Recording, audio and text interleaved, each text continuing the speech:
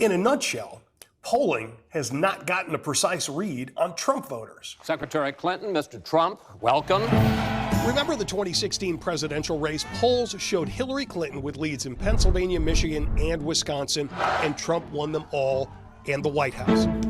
The question is, 2020 race, similar story. Joe Biden pulled in front by a comfortable margin, but ended up winning a cliffhanger. congratulations, Mr. President.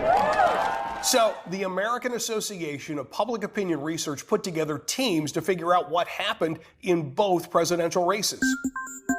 The conclusions. In 2016, polling clearly underestimated Trump's support in the upper Midwest. For the 2020 race, pollsters found a polling error of unusual magnitude. In both races, polling missed a chunk of Trump's support. That's going to be an issue. To understand why, we turn to Don Levy, the director of the Siena Research Institute, a highly regarded polling outfit. If the challenge in polling is Trump voters, why aren't they as reachable as other voters? Part of the ongoing narrative of former President Trump is you can sum it up perhaps under the rubric of fake news. Levy says some Trump supporters distrust pollsters and won't cooperate with them. There are large sample sizes. Enter Skylar White of Colorado, who's come up with an untraditional polling recipe. We've tested it on every single race and primary for in the United States for the past 3 election cycles. White's polling includes historical voting data plus a dash of advantage for incumbents and a dollop of data on Google searches of candidates, harvested off of Google Trends. So generally, if you're getting more searches, you're going to poll better?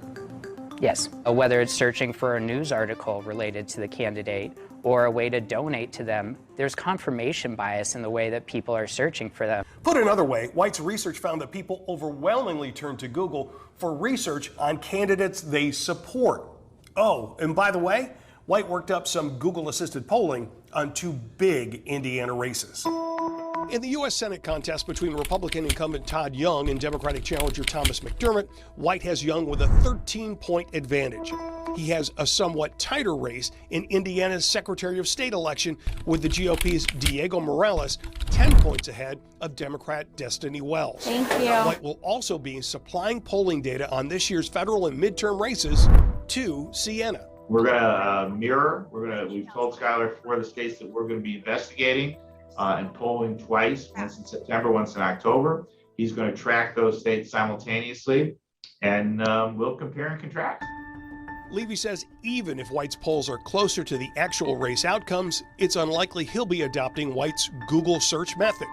White remains confident he has found the future of political polling. The process works. It's validated through a history of testing, both live and historical. So the question for adoption is when, not if. Steve Brown, CBS 4 News. A different poll reveals a closer race for Secretary of State in Indiana. That poll shows Democratic candidate Destiny Wells in a virtual tie with Republican Diego Morales. We're hearing from Wells and Morales on this week's edition of In Focus.